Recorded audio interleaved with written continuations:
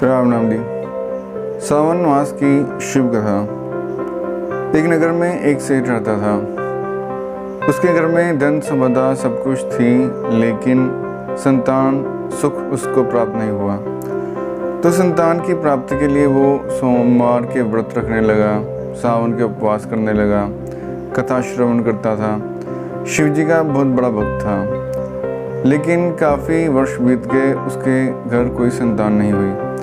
एक दिन माता पार्वती ने शिव जी से निवेदन किया कि ये आपका भक्त आपकी इतनी कथा सुनता है, नाम जप करता है, इतनी भक्ति करता है, लेकिन फिर भी आप इसकी मनोकामना क्यों पूर्ण नहीं करते।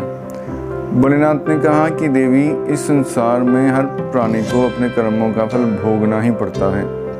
फल भोगे बिना छुटकारा नहीं मिलता। इसके कर्म कुछ इस प्रकार के हैं कि इसे पुत्र की प्राप्ति नहीं हो सकती। लेकिन माता पार्वती ने कहा, मेरे निवेदन करने पर इसको संतान सुख दीजिए। शिव जी ने कहा, ठीक है, आपकी बात मानकर संतान दे देता हूँ, लेकिन उसकी आयु मात्र 12 वर्ष होगी। भोलेनाथ ने स्वप्न में आकर सेठ को बता दिया कि तुम्हारे घर में 1 वर्ष के भीतर एक पुत्र जन्म लेगा, लेकिन उसकी आयु केवल 12 वर्ष होगी।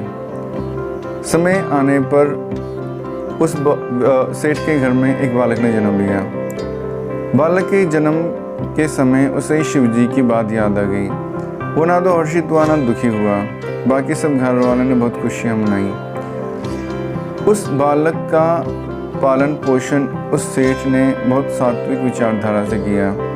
पूजा पाठ और शिव जी की कथा श्रवण, नाम जप और नियमित रूप से पूजा पाठ वो सेठ उस बालक को करवाता था।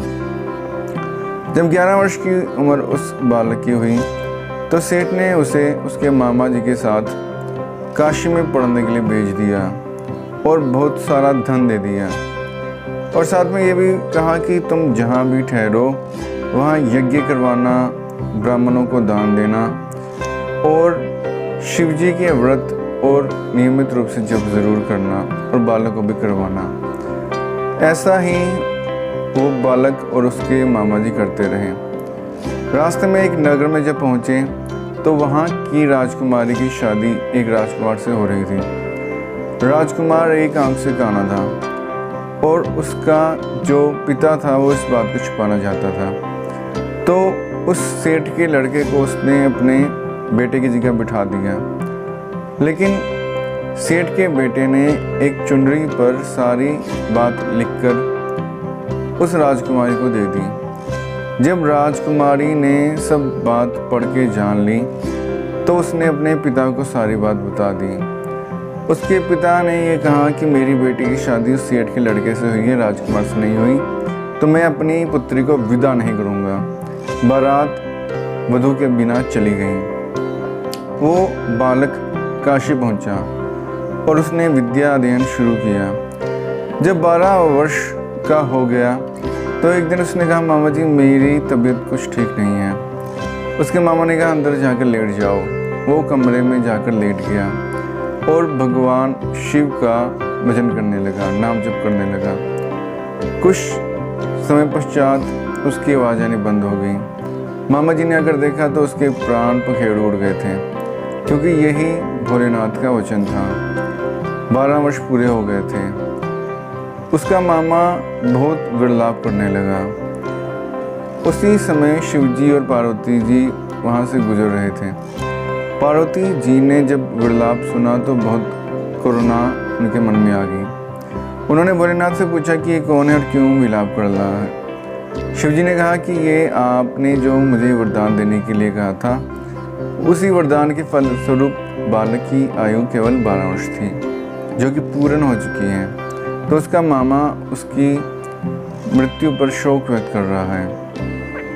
माता पार्वती को दया आ गई। उन्होंने विनती की कि इसे दीर्घायु प्रदान करो, क्योंकि इसकी मृत्यु की खबर सुनकर इसके माता पिता भी जीवित नहीं रहेंगे। शिव जी ने बात मानकर उस बालक के प्राण लौटा दिए। वो बालक सचेत हो गया।